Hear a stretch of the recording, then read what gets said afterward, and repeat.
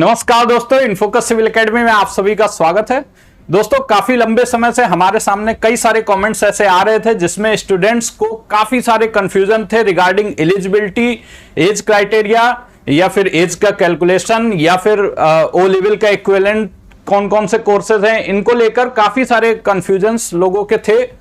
आज के अपने इस वीडियो में दरअसल मैं ऐसी कोशिश करूंगा कि एक ही वीडियो के माध्यम से आपके इन सभी कंफ्यूजन्स पर विराम लगाने की कोशिश करूं, क्योंकि ये सबसे प्राइमरी स्टेप है अपनी एलिजिबिलिटी को चेक करना। अगर आप आरओ के लिए एस्पायर कर रहे हैं तो कम से कम सबसे पहले आपको अपनी एलिजिबिलिटी जांच लेनी चाहिए।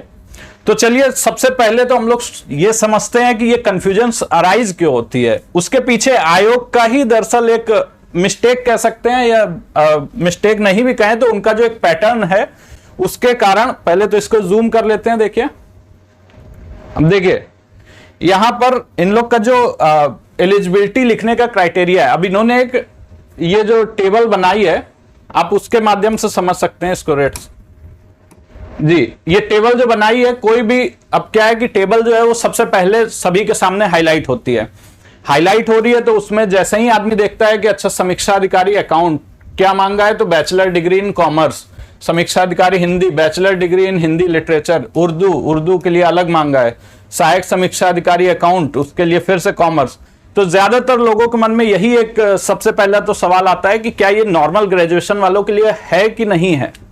ठीक है, दूसरी बात कि इसमें दिया हुआ है ओ लेवल, ये आपका पिछले ईयर का जो नोटिफिकेशन है वो है, तो उसमें दिया हुआ है कि ओ लेवल का जो है। तो कई लोगों का ऐसा भी आता है उसमें क्वेश्चंस कि ओ लेवल वाले ही केवल अपीयर कर सकते हैं, बिना ओ लेवल के भी कर सकते हैं। तो ऐसे सारे कंफ्यूजन्स जो अराइज होते हैं उसका कारण यही है कि इन्होंने दरअसल एक बात डिस्गाइज रखी है। ये देखिए, सबसे पहले तो इसी को पढ़ते हैं। The candidates must possess bachelors degree from a university established by law in India. तो मतलब सबसे पहले वो लोग एक सिंपल सी लाइन में बहुत छोटे से शब्दों में ये लिख दे रहे हैं कि कैंडिडेट्स के पास मस्ट possess अ बैचलर्स डिग्री। ठीक है, कि बैचलर की डिग्री होनी चाहिए, यानी जो इसकी जो हमारा इसका अगर हम कहें कि एलिजिबिलिटी है, तो एलिजिबिलिटी में दरअसल जो इसकी विभिन्न प्रकार की पोस्ट होती है उनमें सबसे ज्यादा जो एलिजिबिलिटी है वो ग्रेजुएशन ही है। अब देखिए, ग्रेजुएशन वाले कोई भी व्यक्ति इसमें अपीयर कर सकते हैं, लेकिन चूंकि यहां पर ये बहुत शॉर्ट में लिखी हुई है और बाकी जो टेबल बना है उसमें कहीं पे भी नहीं लिखा है कि नॉर्मल ग्रेजुएट वाले भी अपीयर कर सकते हैं। इस वजह से एक कंफ्यूजन अराइज होती है। कौन कौन सी पोस्ट आती है पहले तो इसमें देख लेते हैं। तो देखिए, कई प्रकार की पोस्ट होती हैं। अब ये देखिए, यूपी सेक्रेटरीट, अगर आप लोगों को ये दिख रहा हो, चलिए, यूपी सेक्रेटरी यानी यूपी सचिवालय में समीक्षा अधिकारी की आती है, लोक सेवा आयोग में आती है, बोर्ड ऑफ रेवेन्यू में आती है, office of chief election commissioner, इन सभी में आती है समीक्षा अधिकारी की। उसके बाद समीक्षा अधिकारी कुछ स्पेशल वैकेंसीज होती हैं, अकाउंट, हिंदी, उर्दू, इनके लिए दरअसल कुछ स्पेशल एलिजिबिलिटी मांगा जाता है। स्पेशल एलिजिबिलिटी केवल इन्हीं के लिए है, बाकी इनके लिए नॉर्मल ग्रेजुएशन ही है। तो सबसे पहला तो आप लोग यही एक कंफ्यूजन हटा दीजिए कि नॉर्मल ग्रेजुएट के लिए कुछ नहीं है।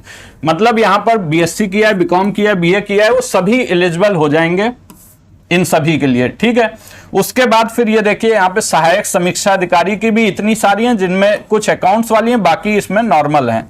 इसमें भी वही चीज है, बस यहाँ पर ओ लेवल, नॉर्मल ग्रेजुएशन और प्लस ओ लेवल ये मांगा जाता है। अब यहां पर हम लोग देखिए, इसको डिटेल में अगर समझेंगे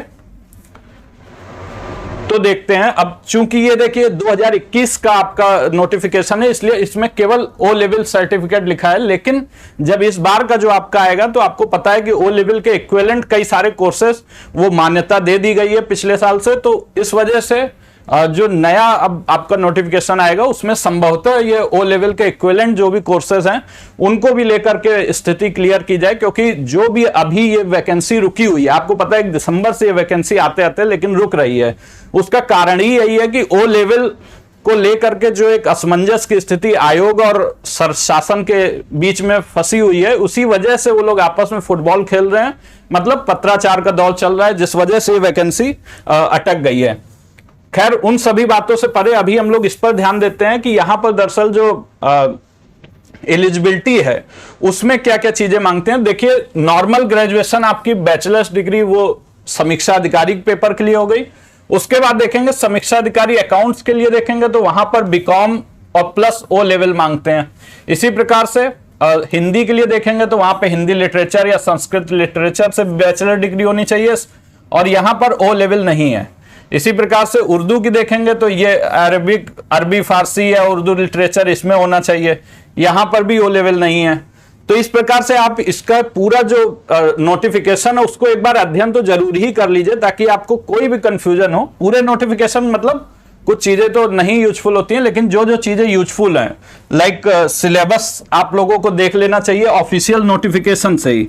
हमेशा सिलेबस को ऑफिशियल नोटिफिकेशन से ही देखें। जो एज लिमिट है उसको हमेशा ऑफिशियल नोटिफिकेशन से ही देखें।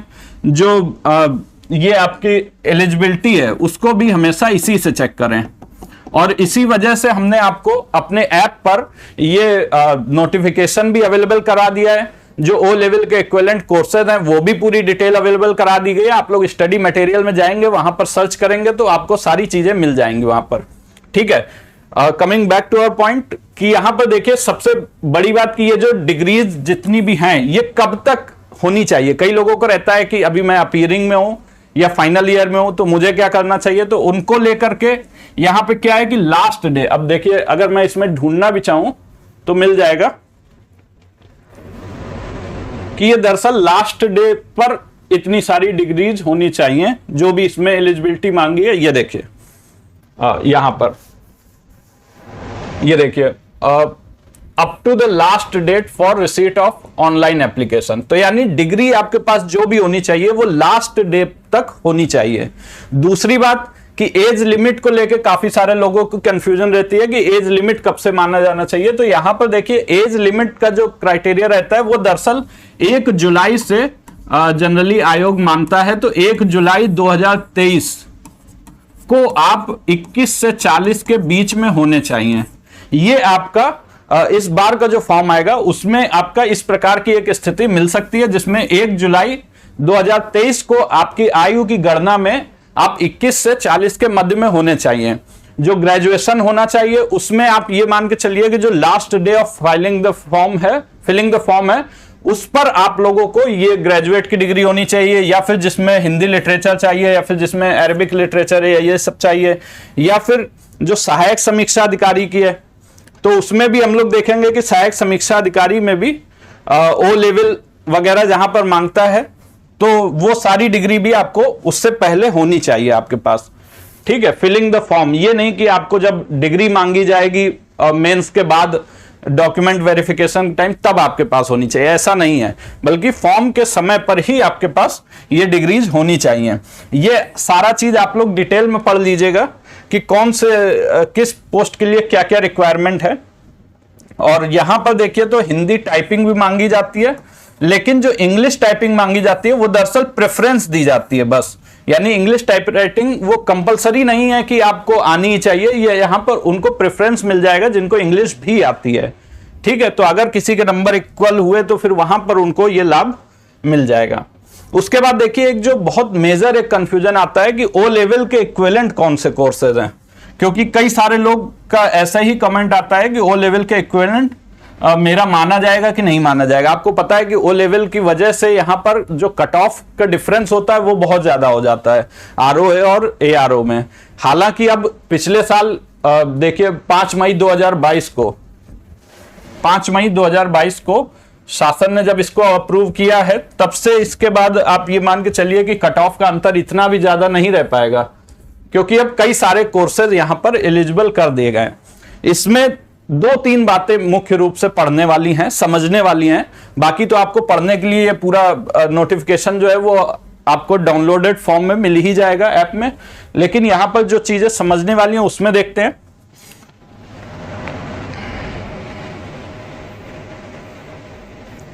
ये देखिए यहां पे कह रहा है कि ओ लेवल की समकक्षता का प्रस्ताव ये दिया गया है। तो इसमें देखिए केंद्र या राज्य सरकार के किसी बोर्ड, विश्वविद्यालय, यूजीसी, एआईसीटीई या नीलिट जिसको पहले डोएक भी बोलते थे, से मान्यता प्राप्त सरकारी या निजी संस्था से कम 1 वर्ष की अवधि का ओ लेवल पाठ्यक्रम। बस ये आप समझ लीजिए कि ये जिस्ट है। आपको जो भी कोर्सेज यहां पे दिए गए हैं उनमें अगर आप उसको तोड़ना चाहें तो 4 से 5 बातों को याद रखिएगा कि इन जगहों से मान्यता प्राप्त होना चाहिए। केंद्र और राज्य सरकार के किसी बोर्ड, विश्वविद्यालय, यूजीसी, एआईसीटीई या नीलिट, इनसे मान्यता प्राप्त होना चाहिए। सरकारी या निजी भी चल जाएगा, निजी भी चल जाएगा, किंतु वो मान्यता प्राप्त होना चाहिए। अब कई लोग यहां पर सीधा सीधा लिख देते हैं कि सरकार के थ्रू मान्यता प्राप्त, सरकार द्वारा मान्यता प्राप्त, और असल में क्या होता है कि वो केवल एक सोसाइटीज के तौर पर रजिस्टर्ड है और उस हिसाब से अपना वो डिग्री बेच देते हैं। परंतु आपको ये चेक कर लेना है। आप लोग जैसे नीलिट की वेबसाइट पर जाएंगे, वहां पे आपको उस संबंधित संस्थान का पता मिल जाएगा कि ये उनसे एफिलिएटेड है कि नहीं है, साथ में उनकी ड्यूरेशन भी मिल जाएगी, तो वहां से आप उसको चेक कर सकते हैं, यूजीसी चेक कर सकते हैं। ऐसे करके आप उसको क्रॉस चेक कर सकते हैं, या फिर कोई ऐसा संस्थान है तो उससे आप उसका एफिलिएशन मांग सकते हैं कि कहां पर आप हमें कुछ ऐसा प्रमाण दिखाइए जहां जिससे ये क्लियर हो सके कि आपकी संस्था उससे वाकई एफिलिएटेड है। ठीक है, तो मेरा यही मानना रहेगा कि आप लोग इसमें जबरदस्ती इसको बनवाने की या बैक डेट से बनवाने की इस प्रकार की कोई कोशिश ना कीजिएगा, क्योंकि आयोग जब इस बात को जांचता है तो वो वहां पर मतलब अच्छी तरीके से ही जांचता है। इस प्रकार की दुष्प्रवृत्तियां वो वहां पर काम कर नहीं पाएंगी। ठीक है, बाकी देखें, केंद्र और राज्य सरकार के ये सेम बात वही कह रहा है, लेकिन यहां पर 10+2 के उपरांत कंप्यूटर में कम से कम 1 वर्ष की अवधि। अब देखिए 1 वर्ष की अवधि यहां पर मैंडेटरी है। इसके बाद इन्होंने खुद से कई सारे कोर्सेज दे दिए हैं। इनके अलावा भी कई सारे कोर्सेज हैं जिसकी आयोग मांग कर रहा है कि आप हमें एक लिस्ट दीजिए जिसमें हम लोग ये समझ सकें कि ओ लेवल में कौन कौन से कोर्सेज को एलिजिबल करना है। आप एग्जैक्टली उसकी लिस्ट दीजिए, परंतु अभी वो शासन के स्तर पर नहीं दी गई है, जिसकी वजह से थोड़ा लेट हो रही है। ये सारी लिस्ट है, इसमें अगर आपने कोई भी कोर्सेज किए हैं तो फिर आप मान लीजिए कि आपका ये एलिजिबल हो जाएगा, क्योंकि सरकार ने स्पेसिफिकली यहां पर बोला है ऐसा। तो ये सारे कोर्सेज भी आपके एलिजिबल हो जाएंगे। डीटीपी हो गया, एमडीसीए हो गया, इस प्रकार के सारे कोर्सेज हैं। इसको आप लोग लिस्ट से देख लीजिएगा। अब देखिए लास्ट में कुछ ऐसी एक सूची दी गई है, उसको भी देख लेते हैं। उसमें कुछ एक जरूरी बातें कही जा रही हैं। ये देखिए अगेन वही बात आपके पास कही गई है। यहां पर बस बताया गया है कि पीजीडीसीए या डीसीए पाठ्यक्रम उत्तीर्ण हो। ठीक है, ऑब्वियसली जो कंप्यूटर की इससे बड़ी डिग्रीज हैं वो भी यहां पर मान्यता उनको दे दी गई है। अब मान लीजिए कोई एमसीए किया है तो उसको तो मान्यता दी ही जाएगी, क्योंकि उसके लिए ये ओ लेवल कोई बड़ा कोर्स नहीं है। अब यहां से देखिए यूपी डेस्को से उत्तर प्रदेश सरकार का है, वहां से डीआईटी का पाठ्यक्रम किया हो, स्नातक स्तर पर एक विषय के रूप में कम से कम 1 वर्ष। वही सब बातें यहाँ पे घुमा फिरा कही जा रही हैं कि कंप्यूटर साइंस या कंप्यूटर एप्लीकेशन रहा हो, BSc IT, MCA, BTech, A level, B level, C level के computer course, BCA, MSc cyber law security, BSc, इन सभी में अगर कंप्यूटर साइंस या कंप्यूटर एप्लीकेशन आपका एक विषय के रूप में कम से कम किसी एक वर्ष में है तो वो मान्यता उनको दी जाएगी। इसी प्रकार देखिए तो फिर से वही सब बातें कही जा रही हैं। हाई स्कूल के उपरांत कम से कम 1 वर्ष की अवधि का कंप्यूटर में डिप्लोमा पाठ्यक्रम हो। तो ये जितनी बातें कही जा रही हैं वो लगभग उन्हीं बातों का विस्तार है जो कि आपको शुरू में समझाई गई थी कि उत्तर प्रदेश सरकार या केंद्र सरकार उनके द्वारा मान्यता प्राप्त कोई भी बोर्ड, यूजीसी, नीलिट, इन सभी से पाठ्यक्रम जो भी 1 साल से ऊपर का है या मतलब कम से कम 1 साल का है, उन सभी पाठ्यक्रम को ओ लेवल के इक्विवेलेंट मान लिया गया है। ठीक है, तो ये अभी तक की जो स्थिति है वो ये आ रही है, लेकिन जब नोटिफिकेशन आएगा तब उसमें एग्जैक्ट स्थिति क्लियर हो पाएगी, क्योंकि अभी जो स्थिति अनक्लियर्ड है हम लोग के सामने वो दरअसल आयोग के स्तर पे भी अनक्लियर्ड है। आयोग को भी नहीं पता है कि हमें क्या ओ लेवल के इक्विवेलेंट में क्या चीजें रखनी चाहिए। तो ये वाला मामला अभी थोड़ा सा अस्पष्ट है, वेग है, और जब तक नोटिफिकेशन नहीं आता है तब तक वो उसमें एक अस्पष्टता बनी रहेगी, क्योंकि अभी उसी मामले पर ही पत्राचार चल रहा है। ठीक है, और बाकी आपके जो भी कंफ्यूजन्स हैं, जैसे वो एज लिमिट को लेकर हो, तो वो हमने आपको बता दिया कि एज लिमिट आपकी दरअसल एज लिमिट जो है आपकी वो दरअसल आप 21 से 40 के मध्य में, कब से, तो 1 जुलाई 2023 से माना जाएगा। इसी प्रकार से एलिजिबिलिटी को लेकर भी कि नॉर्मली ग्रेजुएट जो लोग हैं वो भी अप्लाई कर सकते हैं, जिनके पास ओ लेवल नहीं है वो भी अप्लाई कर सकते हैं, क्योंकि आरओ में ओ लेवल की कोई बाध्यता नहीं है, एआरओ में है। ठीक है, एआरओ के लिए आपको ओ लेवल होना चाहिए, आरओ में नहीं है ऐसी कोई बाध्यता। उसके बाद देखिए तो ये सारी चीजें लगभग आप लोगों को बता दी गई हैं। बाकी अगर इससे रिलेटेड कोई और भी कंफ्यूजन हो तो वो भी आप हमसे सूचित कर सकते हैं, हमें बता सकते हैं, और उस पर भी हम लोग कुछ समाधान प्रस्तुत करने की कोशिश करेंगे इसी प्रकार से। बहुत बहुत धन्यवाद, नमस्कार।